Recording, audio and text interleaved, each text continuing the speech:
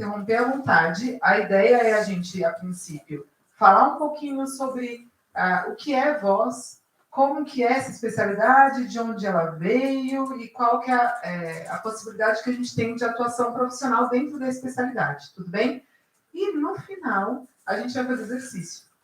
Todo mundo, vamos experimentar um pouco de exercício. Vocês já fizeram exercícios de voz? Sim, quem canta já, com certeza. Quem nunca fez? Legal. Quem de vocês veio para a fonoaudiologia por causa da voz? Veio para a fonoaudiologia por causa da voz. 1, 2, 3, 4, 5, 6, 7. Muito bom. Legal, um número bastante expressivo. O que é muito bacana, tá? Em termos da gente conseguir saber o que foi que trouxe vocês até aqui, tá bom? Então, a gente intitulou essa palestra dizendo sobre voz e as possibilidades de atuação do profissional. Eu vou ir junto com vocês, gente. Se vocês começarem aqui. Ô, Jada! Puxa vida! Você previu isso? Não previu. Vocês sabem que a gente tem um profeta entre nós, né? O que Jader fala se cumpre. Então, cuidado com as profecias do Jader. Então, vamos lá. O que a gente vai falar hoje, tá? Então, a gente vai ter um momento de introdução, falando sobre voz, conceituando voz, entendendo o processo de fonação. Para quem está no 3º e no 4º ano, você não viu de novo, desculpe. A gente tem que lembrar que o 1º ano está aqui também, então a gente vai passar um pouco por esses aspectos, contar um pouquinho do histórico da área e das possibilidades de atuação profissional. E aqui eu fiz a opção de trazer alguns dados sobre a atuação do fonoaudiólogo especialista em voz, de uma pesquisa da IALP no mundo, tá bom? Para a gente ter um pouco dessa ideia, sair só do que é possível fazer, e que talvez vocês já conheçam, mas o que a gente tem em termos de informação da atuação do fonoaudiólogo especialista em voz no mundo, tá bom? E aí, a nossa última parte, que são os exercícios vocais em si, tá?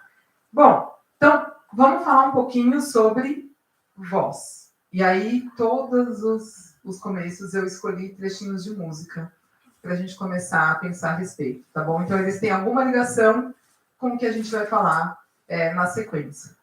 Nessa, se o seu ouvido fosse um microfone ligado ao coração, eu lhe diria bem baixinho, vou ser disc jockey dessa estação, tá?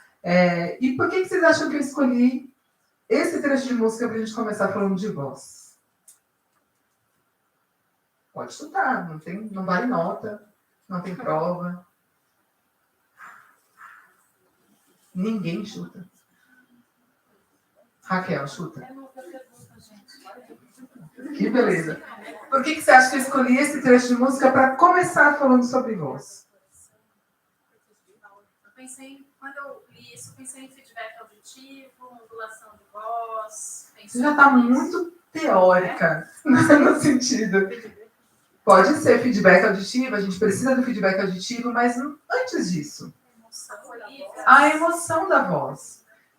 Geralmente, as pessoas que vão para a área de voz e que gostam de voz, gostam porque gostam da emoção que a voz lhes proporciona.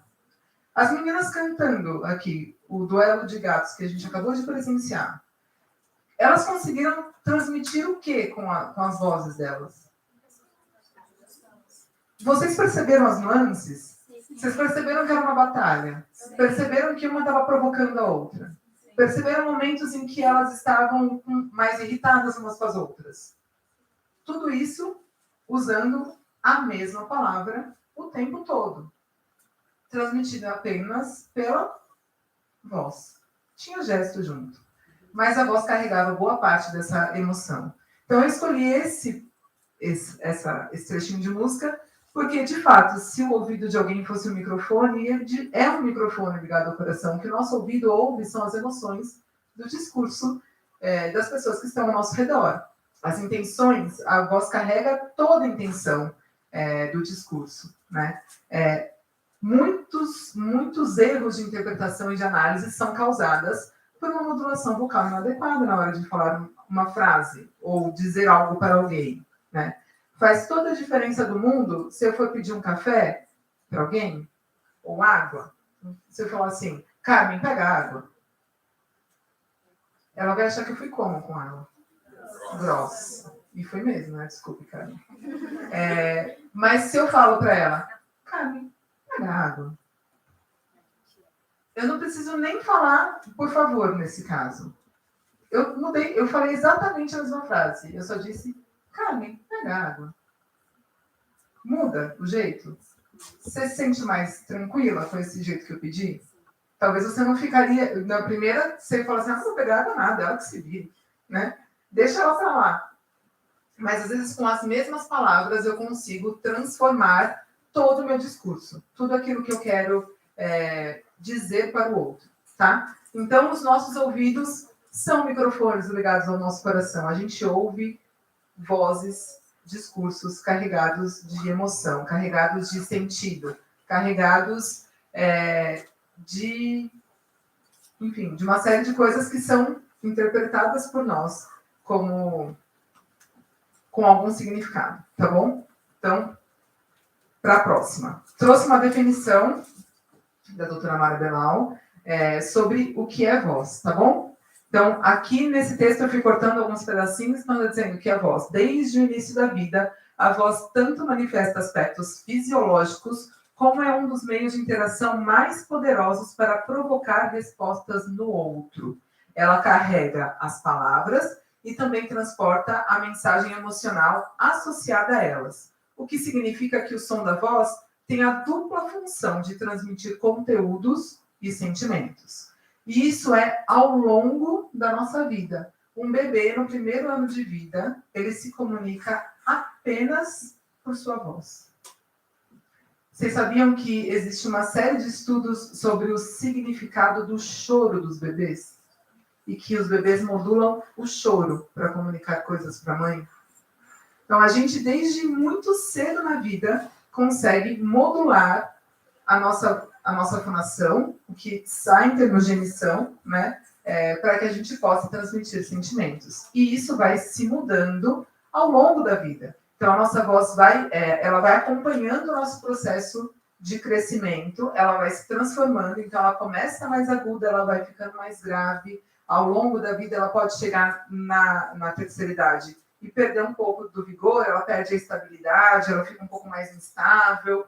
Em alguns momentos, por perda de massa, ela pode, inclusive, ficar um pouco mais aguda do que era antes. Então, a gente tem uma transformação vocal ao longo da nossa vida, tá? E aí é óbvio que eu tenho aspectos que são relacionados à fisiologia, à biologia, então, ao tamanho da minha laringe, ao tamanho da minha prega vocal, ao formato do meu trato vocal, a forma como eu ajusto essa voz, se eu vou ter mais resistência ou menos resistência, uma série de coisas que são ligadas à fisiologia, mas eu não posso deixar de considerar que aspectos comportamentais e emocionais também influenciam na forma como a voz é produzida, como a voz é formada, tá? Eu não coloquei aqui, mas eu diria que inclusive aspectos sociais, tá? Eles estão totalmente ligados à forma como a gente produz a voz. E quem que vocês acham que são os nossos maiores influenciadores em termos de composição vocal, em termos da forma como a voz de vocês foi construída? A família. Porque a criança aprende a falar aliás, a criança aprende quase tudo por imitação, tá? Então, a gente aprende por imitação, inclusive falar. A gente imita o padrão que a gente tem. Então, é muito comum você falar assim, nossa, na minha casa todo mundo fala alto. Por que será que todo mundo fala alto lá? Ou, ao contrário, na minha casa todo mundo fala baixo. Eu adoro contar essa história. Na minha casa, Miriam, todo mundo fala alto. Todo mundo fala alto mesmo. E na casa do meu marido, todo mundo fala baixo. E eu achava incrível em alguns momentos, pois não? O microfone? Tem sim. Então, só um minutinho. Exato. Obrigada, Carla. Eu não tô vendo. Tá vendo como funciona? Pedir com jeito as coisas. Eu afasto um pouquinho, Raquel. Vou afastar por enquanto, melhor assim? Mais ou menos. Essa gente, deixa eu ver. Se eu for Som, 100, acho que esse daqui tá um pouquinho mais baixo. Obrigada, viu? aqui melhora? Sim? Vocês estão ouvindo? Sim. Então, tudo bem. Nesse eu tenho um pouco mais de retorno, eu acho, por isso que eu instalei isso. Então, a gente, com essas diferenças entre quem fala alto e quem fala baixo, a comunicação às vezes fica truncada. Eu digo algo e a pessoa entende como eu estou mais brava ou mais irritada, e aí quem fala baixo, geralmente por quem fala baixo. E o contrário também.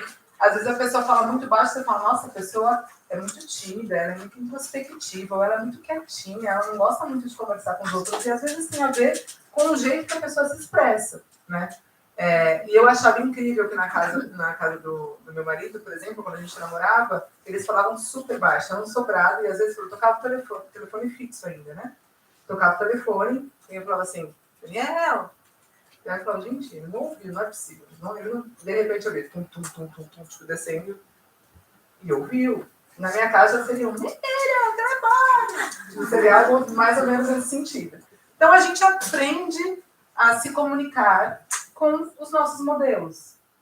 E isso pode ser aperfeiçoado ao longo da vida, porque afinal de contas, acaba sendo comportamento, é um comportamento aprendido. Como eu consigo falar com o outro, eu me espelhei em alguém, mas eu posso modificar isso ao longo do tempo, tá bom? Bom, se vocês não sabem, então essas imagens também são no livro Higiene Vocal, tem na minha biblioteca, vocês podem olhar depois, ler, vale super a pena ler, é bem legal. É um livro pequenininho que dá para vocês lerem à vontade. Quem ainda não sabe, quem é responsável por produzir a voz é a nossa laringe. Onde fica a laringe? No pescoço. Que parte do pescoço? Na frente. É a parte móvel do pescoço, tudo bem? Óbvio, mas é importante a gente situar, certo? Então, a parte móvel do pescoço. A função da laringe não é apenas a fonação. A fonação é uma das funções da laringe. A laringe também é responsável pela nossa respiração, ela é responsável por dar impulso para a gente, ela ajuda a gente para movimentos de força, tá? E ela também faz a fonação. Ela sobe para proteger a nossa deglutição, então ela participa do processo de deglutição. E aqui dentro dessa estrutura, eu tenho as minhas pregas vocais, tá? Quantas pregas vocais? Duas. Que são responsáveis por conseguir produzir essa lindeza que as meninas fizeram aqui em termos de variação de tom, certo? Essas duas pregas vocais que estão situadas na minha laringe, elas vão fechar com ar na expiração e produzir som, produzir onda mucosa, e elas produzem um buzz, então um ruído aqui, que é amplificado pelo meu trato vocal. E aí, em cima desse buzz, eu consigo alterar este som e produzir a fala.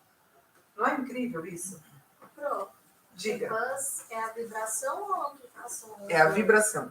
A vibração da prega laríngea produz um som, mas esse som em si, quando ele é produzido, ele é baixo. É como você pensar, por exemplo, num corpo de um violão. Então, eu tenho um violão. Se eu pegar a estopa e colocar dentro da caixa acústica dela, eu vou ouvir a vibração da corda, mas eu não ouço ela alta. Para eu ouvir alto, eu preciso da caixa acústica. Eu preciso que esse som seja modelado por alguém que vai dar ressonância para aquele som. Tudo bem? Fala, Jada. E como que é esse som? É um bzzz, assim? Porque fala buzz, fica parecendo isso. Ele é isso mesmo. Se você capta da prega vocal, ele é uma vibração mesmo. É isso, tá? Então, você produz o som com a vibração da prega vocal. E a gente vai ver isso. Deixa eu ver, acho que tá no próximo. Deixa eu pegar. Então, aqui, laringe, tá? Embaixo, traqueia. Então, aqui tem traqueia, certo? Em prega vocal, isso aqui é visto de cima. Para vocês nunca mais esquecerem na vida de vocês, prega vocal esquerda, prega vocal direita. Tá? Quando a parte de cima da laringe, aqui, a parte de trás. A pessoa está deitada assim, tá? Como se fosse um queixo ali, né?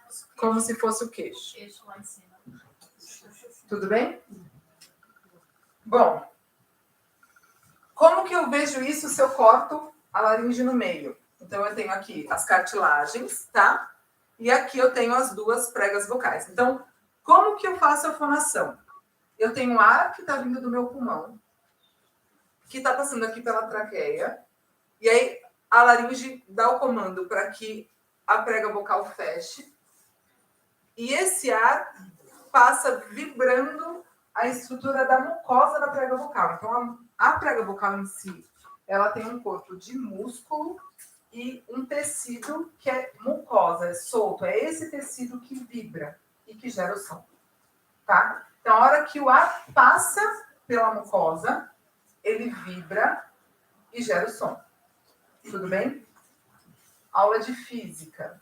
Quanto mais massa eu tiver, mais o que vai ser esse som? Grave. Quanto menos massa eu tiver, mais agudo será o som. Tá bom?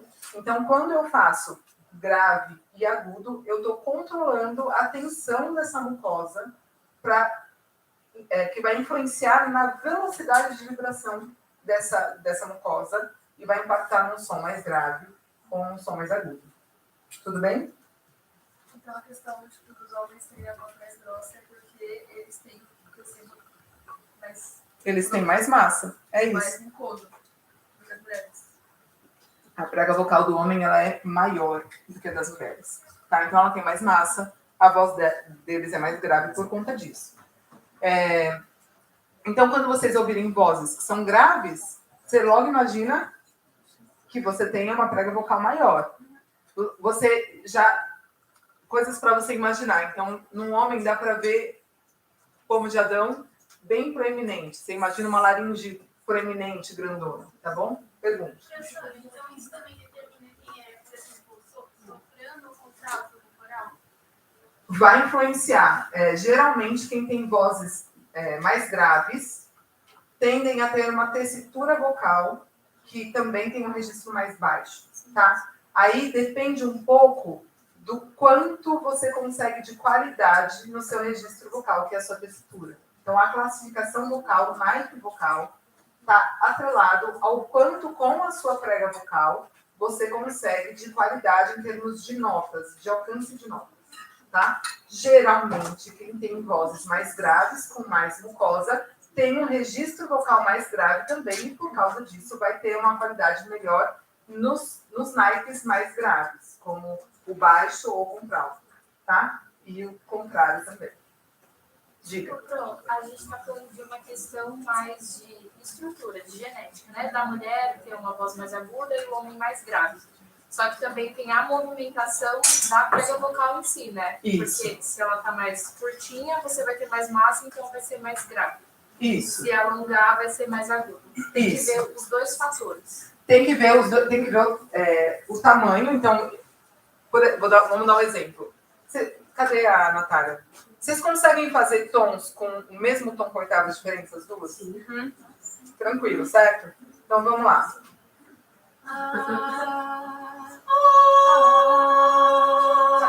Ale, vira assim.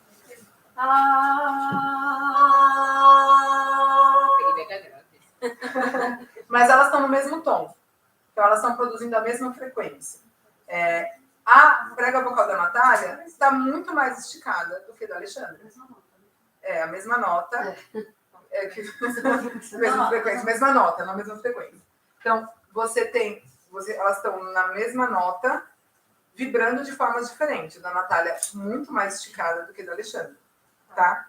Vocês conseguem fazer exatamente a mesma nota, sem ter diferença de oitava?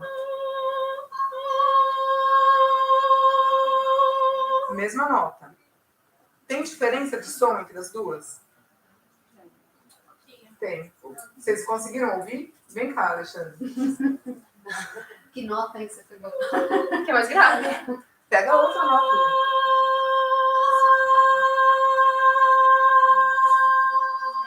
Vocês percebem? Mesma nota, o som é igual? Não é igual. Por que não é igual?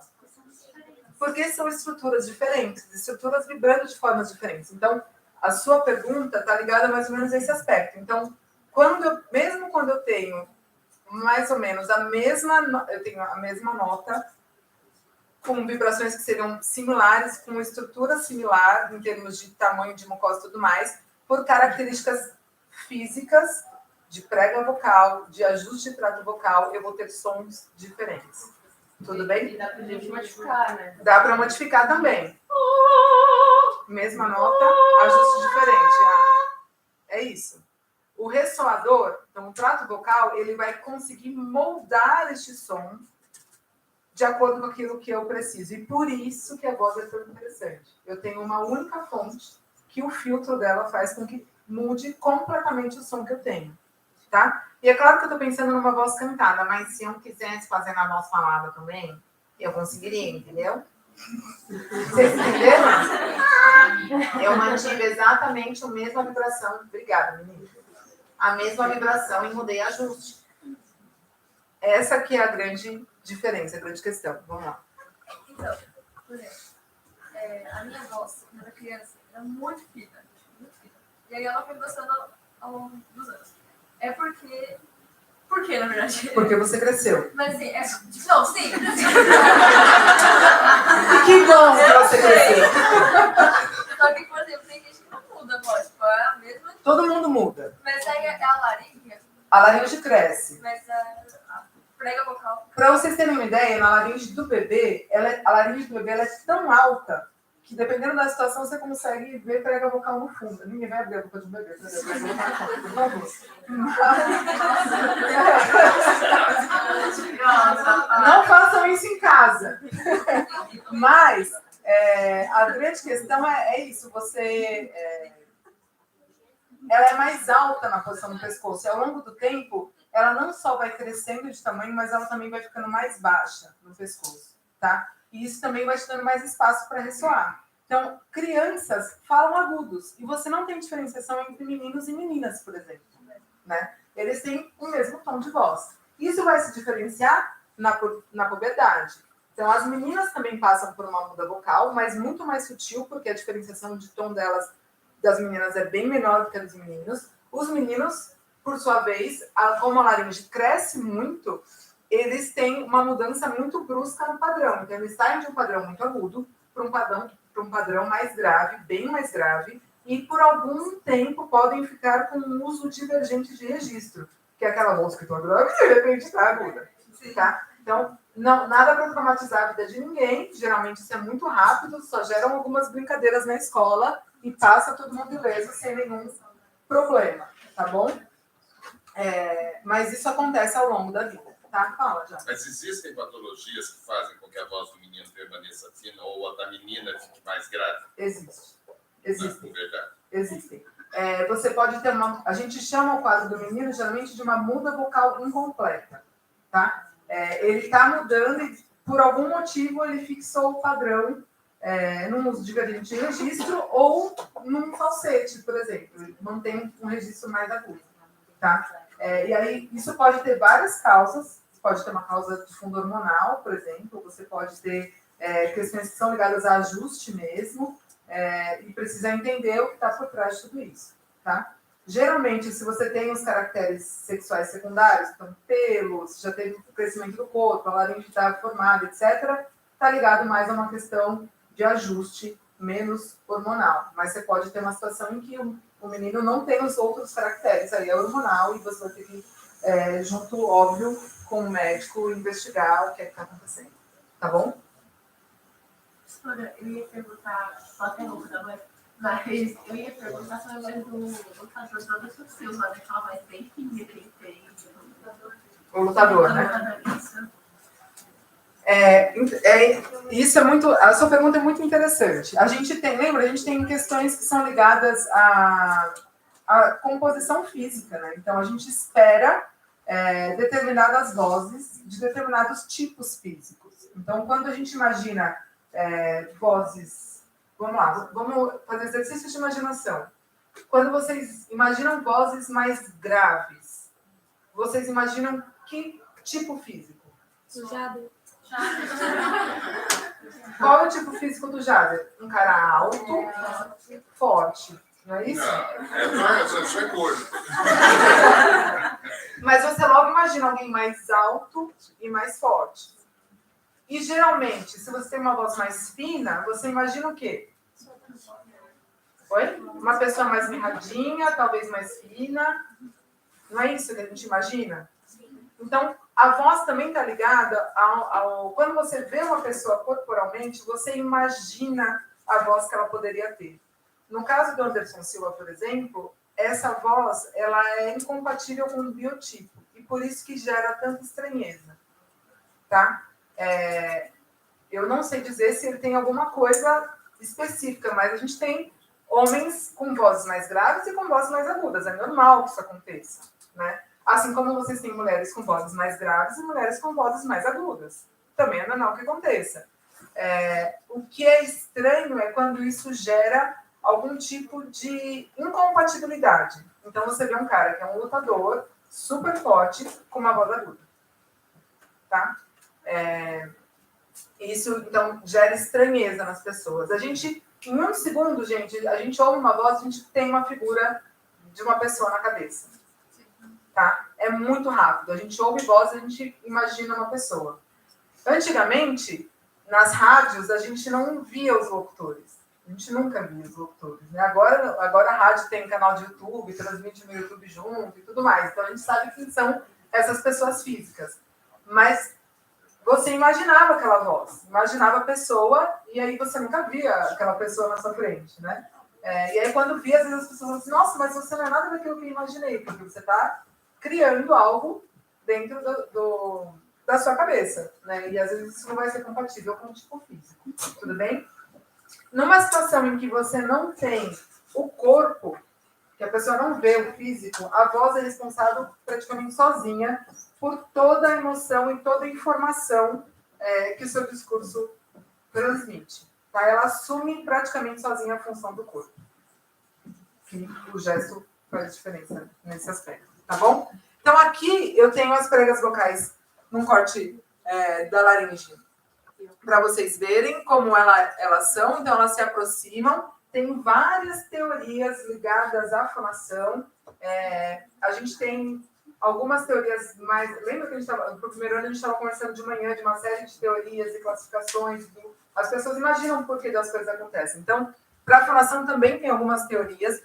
O que a gente mais acredita é na mioelástica, que é que tem um funcionamento muscular junto, mas a corrente de ar tem um papel importante também no fechamento das pregas vocais. Tá? Aí ligado ao efeito Bernoulli, uma série de questões que estão atreladas a como essas pregas vocais se aproximam para poder produzir a fonação. Tudo bem? E aqui eu vou mostrar uma onda mucosa para vocês. Vou sumir um pouquinho, tá? Peraí.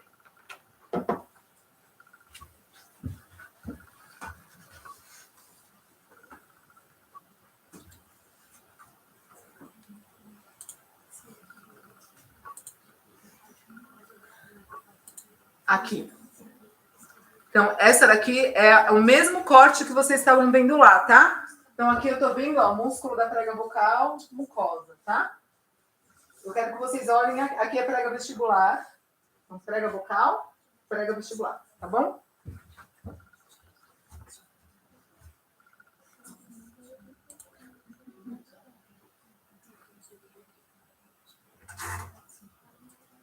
Vocês estão vendo?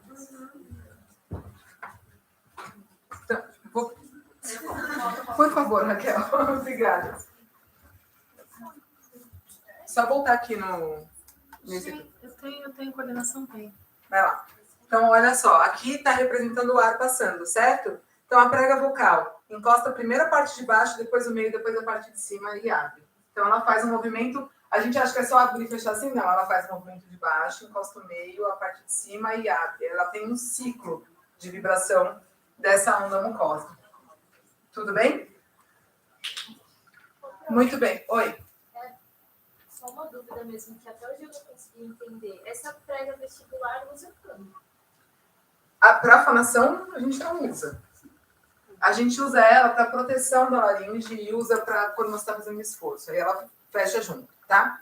Então, ela não deve participar da fonação. Tem alguns casos que você tem prega vestibular entrando na fonação. Quando isso acontece, a gente tem que tentar tirar ela do meio do caminho. Tá? Volta lá, eu quero mostrar o outro para vocês verem. Isso, obrigada, Raquel. Vai aqui no Chrome, e aí a gente pode ir lá na mucosa que está junto. Isso, aqui nesse, fonação. É muito legal, eu não sei se vocês conhecem esse projeto do Homem Virtual, é bastante interessante. Deixei a página para vocês poderem depois ir fuçar mesmo, e olhar, tá bom? O que tem por lá. Desce para mim, por gentileza, Raquel.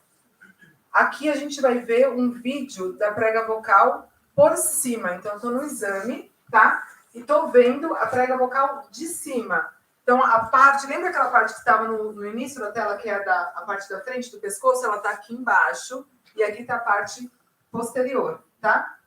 Então, dá o play para mim, por favor.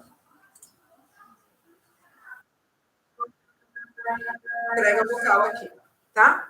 Toca de novo, por gentileza. Tudo bem? Conseguiram ver? Epiglote. Toca de novo. As aritenoides fechando, fazendo movimento de dilatação para fechada de prega vocal. Toca, por favor. E as pregas vocais fechadas fazendo a fonação, tá? É uma prega vocal. Põe mais para baixo, por favor. Vamos ver isso na luz estroboscópica, tá? O que a luz estroboscópica faz no exame? Ela vai dando o feixe de luz e ela vai pegando pedaços daquele ciclo vibratório da mucosa. Então, eu tenho a sensação de que o movimento está lentificado e eu consigo ver melhor como esse ciclo está acontecendo, tá? Vai lá.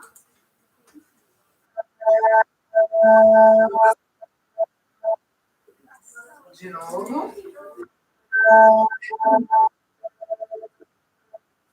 Mais uma vez, Raquel, por favor. É bem legal, não é? Então, a gente consegue, com a luz, ter uma visualização melhor do ciclo da onda mucosa. Tá bom? Vocês já tinham visto? Não. No terceiro e quarto, já, né? No primeiro, não. Acho que é bem legal para vocês verem como é que funciona. Tá bom? Obrigada, Raquel. Se você puder voltar para a apresentação, por favor. Vamos lá. Deixa eu passar aqui. Então, isso que está representado aqui, tá? Então, eu tenho a laringe, vocês viram? O ar passa e vibra a mucosa, tá? Então, para poder fazer a produção do ar. A produção da voz, desculpe. Aí, como a gente falou no começo, esse som vai se modificar na fala. Então, ele vai amplificar e eu vou ressoar esse som, então, dependendo da forma como eu fizer de ajuste, e eu vou modificá-lo para que eu possa produzir a fala por meio da articulação do som. Então, aqui é a representação esquemática de um fonema P. Poderia ser o B também, tá bom? Que é a mesma a diferença entre P e B é que eu tenho fonte glótica no B, tá bom? No P eu não tenho. Cara de dúvida, entendeu? Sim, não, talvez. Mais ou menos. Então, os fonemas, em sua grande maioria, andam em parzinhos. No mesmo ponto articulatório, eu consigo produzir dois sons. Geralmente, eu produzo um som surdo, que é sem vibração de prega vocal, como no caso do S, que é... Ou, no mesmo lugar, exatamente do mesmo jeito, eu posso produzir outro som, que é o som do Z, e aí eu vou ter vibração de prega vocal. Oi? É muito legal. Vocês escolheram uma profissão muito legal, gente. Já falei isso para vocês em sala de aula. Então, no mesmo lugar, eu geralmente consigo produzir dois sons, tá? Pode ser que eu consiga produzir mais, mas eu tenho que fazer outras mudanças de ajuste, tá? Então, isso daqui no P, eu tenho pressão nos meus dois lábios, porque é um som que explode. Se eu faço B, eu tenho vibração de prega vocal, tá bom? E eu já fiz o S, esse aqui no fonema S, então como fica a língua e a úvula totalmente fechada para passagem de ar. Eu modifico o meu palato e deixo o lábio em sorriso para conseguir produzir o som, tá? Se eu faço... Eu estou vibrando prega vocal, tá? E a gente faz isso o tempo todo para conseguir articular a fala. O que foi? Ai, meu Deus. É que a voz do Jader é grossa, então dá pra escutar ele fazendo de longe.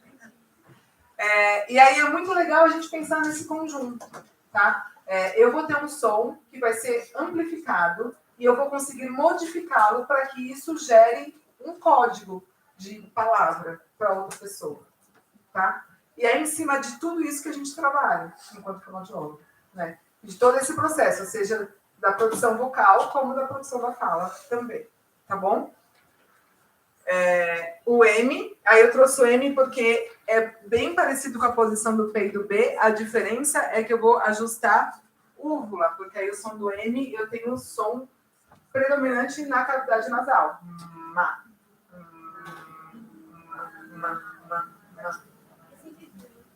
Esse vibra, tá bom? Então, é bastante interessante vocês olharem para esses aspectos e entenderem como isso funciona para todas as pessoas, tá bom?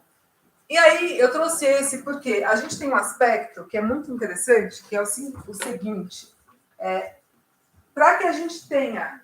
A gente não tem diferença de tom, de tamanho de prega vocal, eu tenho diferença de tamanho de vibração de prega vocal. Então, eu tenho diferenças de... As meninas acabaram de fazer duas notas iguais, que o som soa diferente, certo? Mas eu tinha que ter uma forma de saber que um A é um A, certo? Um E é um E, um I é um I, independente da forma, independente do que eu tenho de tom para fazer, certo? Como é que eu faço isso? Como é que eu sei que o Jader faz um A e é um A, e eu faço um A e é um A também, se a gente tem tons totalmente diferentes?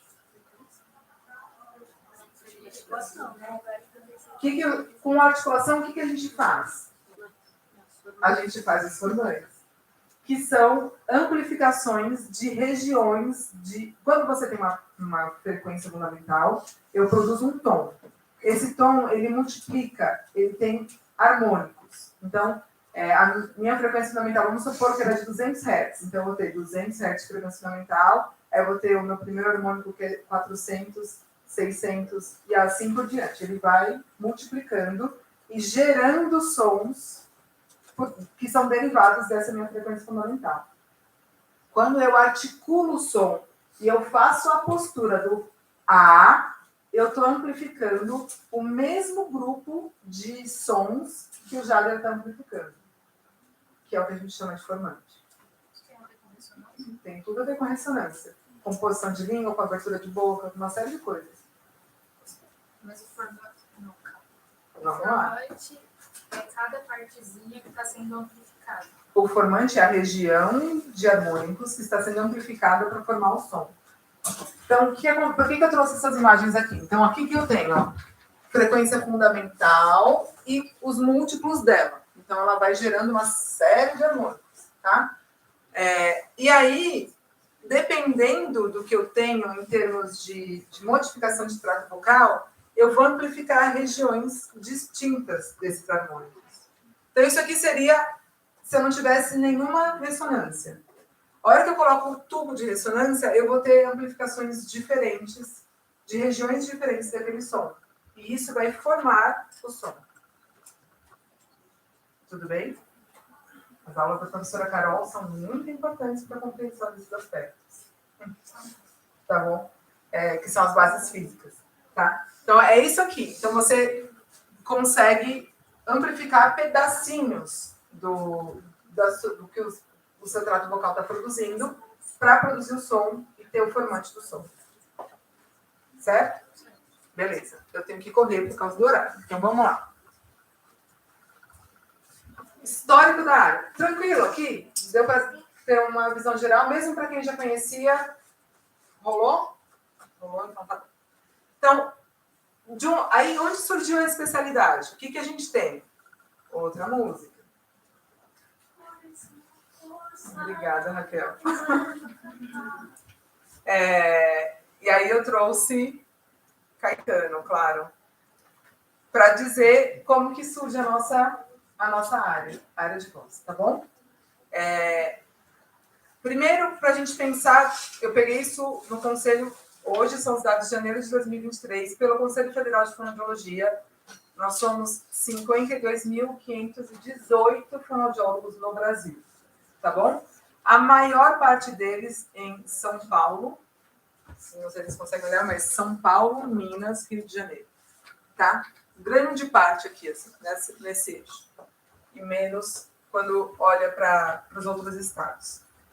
Em termos de especialista, nós temos 8.299, um número muito menor, tá? Isso porque para você ser especialista, você precisa fazer o curso de especialização e dar entrada na documentação do conselho. Então, aí você tem um título para chamar de seu, tá? Como profissão, a gente foi reconhecido em 1981, 9 de dezembro de 1981, por isso que o dia 9 de dezembro é o dia do fonoaudiólogo. E como área, em 2001, a gente tem a primeira instituição de especialidades na fonoaudiologia. E nessa época, nós tínhamos 4 especialidades, tá? Áudio, linguagem, motricidade orofacial e voz. Então, quando você institui as 4 primeiras especialidades da fonoaudiologia brasileira, a gente já tinha a voz como sendo uma das áreas, tá? Voz e não fala, né? Tipo, voz. Em 2021, nós temos, hoje, no Conselho, 15 especialidades na fonoaudiologia, tá? Vocês sabem todas? Não? Querem tentar chutar? Um rap? A gente já fez um dentro do trabalho? Não, era Caburga. Era Caburga. A gente fez um trabalho com a Caburga e a gente fez um rap sobre as especialidades. Primeiro ano. Nós temos 15 especialidades e voz continua sendo uma delas. E aí eu trouxe para vocês o que dizia a resolução do Conselho Federal quando a especialidade de voz foi criada. Então, essa era a definição do que um fonoaudiólogo que trabalhava com voz fazia, tá? Voz é a especialidade que tem como objetivo a prevenção, avaliação, diagnóstico funcional e o tratamento de problemas relacionados às disfonias e disodias e o aperfeiçoamento dos padrões de voz. Era isso que dizia a definição. Fala, Disodias é o quê? É quando você tem algo relacionado ao canto. Algum distúrbio relacionado ao canto. Tá? Então, era isso que dizia a definição do conselho. Você pode ter pessoas que, ao cantar, elas não conseguem alcançar notas, ou você pode ter quebras de registro durante o canto. Você pode ter uma série de coisas que são relacionadas ao canto. Oi? É tratável. Às vezes com reabilitação, ou você pode ter uma questão de técnica vocal que vai ajudar nesse aspecto também, tá bom? Mas aí a gente tinha, então, o objetivo de prevenção, avaliação, diagnóstico funcional e tratamento de problemas. Isso muda para 2006, com uma nova definição, que fala o seguinte, 5 anos de diferença, tá? De 2001 para 2006. Voz é o campo da fonoaudiologia voltado para o estudo e a pesquisa da voz, a promoção da saúde vocal, a avaliação e aperfeiçoamento da voz, assim como a prevenção, o diagnóstico e o tratamento das alterações vocais, quer seja na modalidade de voz falada, como voz cantada. Mudou. Abrangeu muito mais coisas. Então, da primeira definição para a segunda, a gente já tem um salto enorme em termos de ações. E aí, a resolução diz isso. Então, em 2001, o que se esperava de um especialista em voz? Se esperava que ele fizesse avaliação da função vocal, incluindo avaliação clínica, perceptual, instrumental, funcional, das estruturas do trato vocal e objetiva, que eram alegadas ao laboratório de voz. Habilitação e reabilitação vocal, desenvolvimento de programas de prevenção dos distúrbios da voz e o aprimoramento ou trabalho em estética vocal. Em 2006, Isso passa para realizar a avaliação da voz, abrangendo a análise do comportamento vocal, quer seja feita por avaliação perceptiva auditiva, perceptivo visual ou acústica do sinal sonoro. Mudou e ampliou a forma como está escrito, tá? Também é esperado planejar, desenvolver e executar ações promotoras de saúde vocal, planejar e realizar assessoria nos diversos níveis de atenção à saúde vocal, planejar, desenvolver e executar programas ou assessoria para o aperfeiçoamento da voz, planejar, desenvolver e incrementar propostas que visem a prevenção de alterações vocais e planejar e realizar o tratamento das alterações vocais. Então, o rol de atividades se amplia também.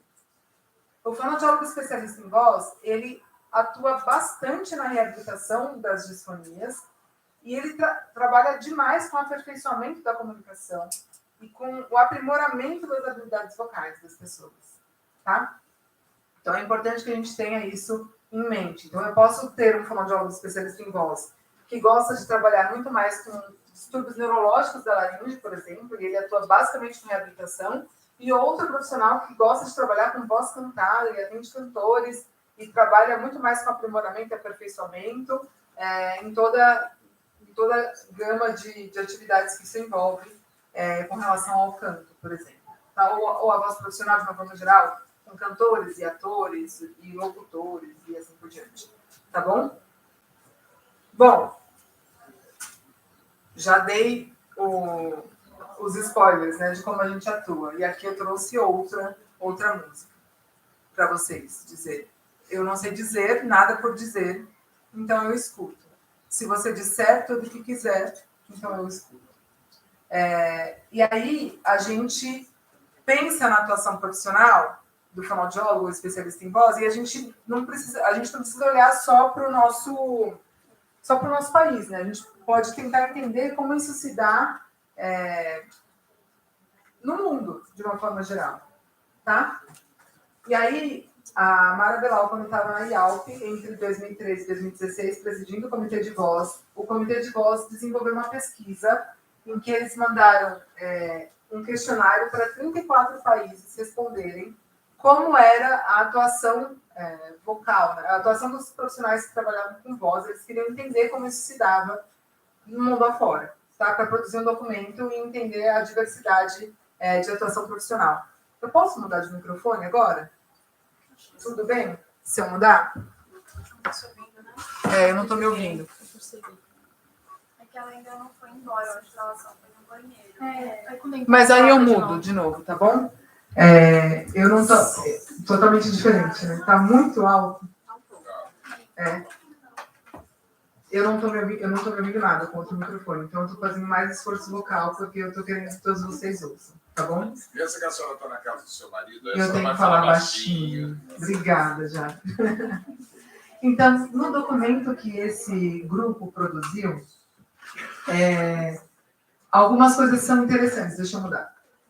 Algumas coisas são interessantes em relação a como o Instituto tem a questão do especialista em voz no mundo, tá bom?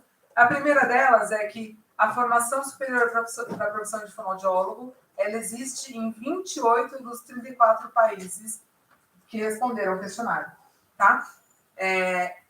E a duração do curso varia de 2 a 4 anos. Isso é 2016, tá, gente? Pode ser que coisas tenham mudado depois disso. A especialidade de voz só existe em 11 países, dentre os quais o Brasil se destaca como pioneiro. Vocês sabiam disso? A carga horária dedicada à área de voz no programa de graduação é muito reduzida. Isso vocês sabem.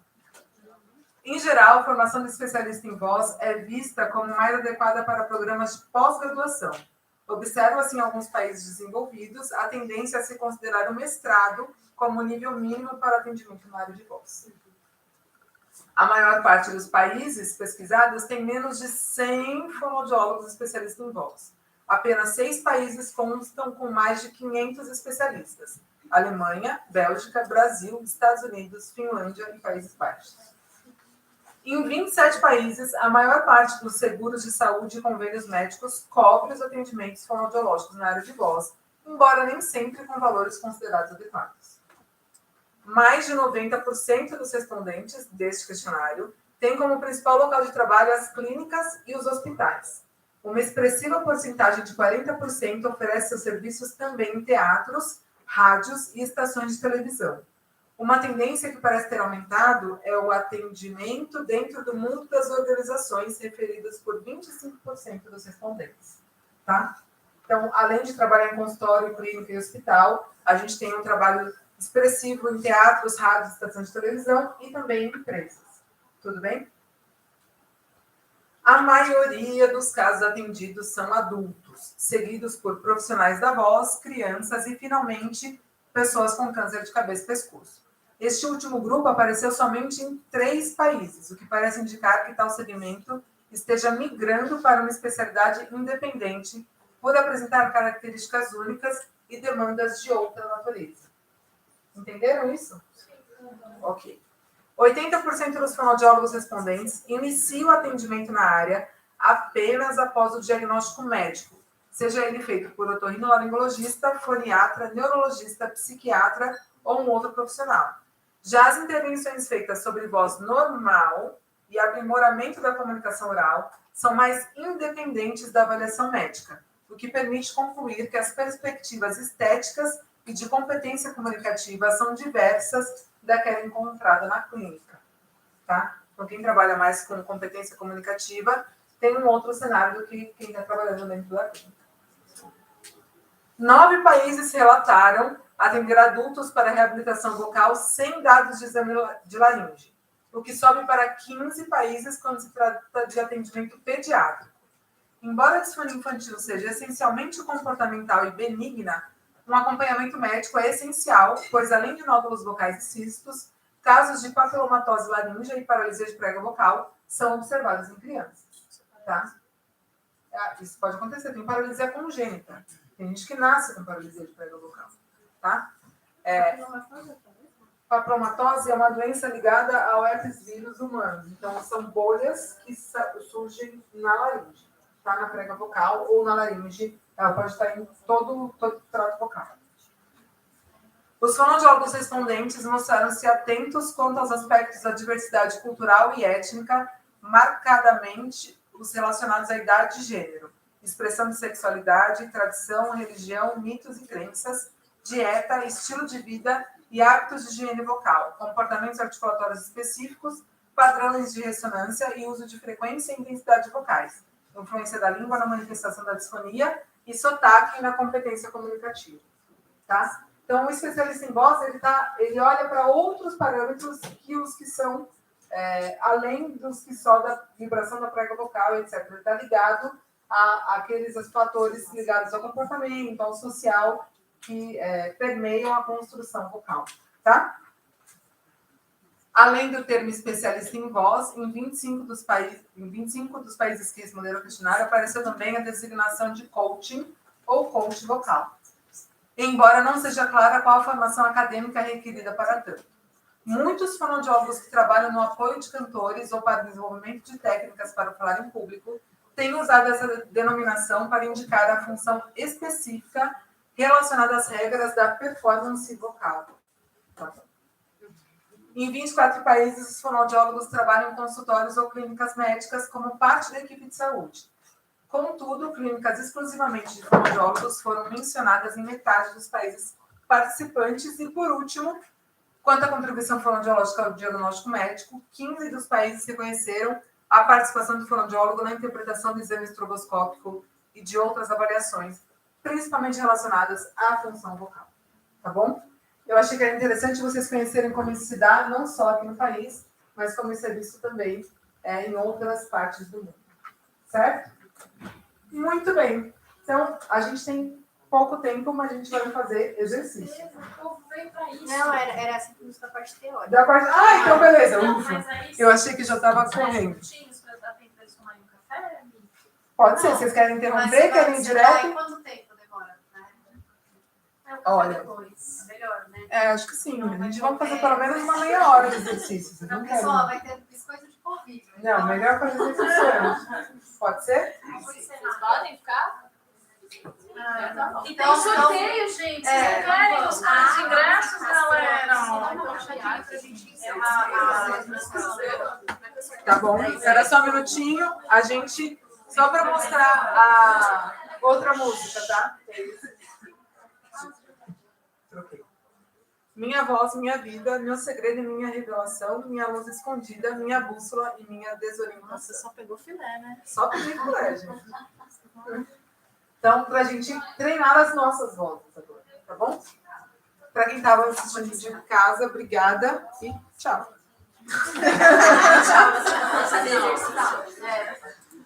Muito bem. Eu vou ficar sem o microfone agora, tá? Vou circular entre vocês, tá bom? Tem que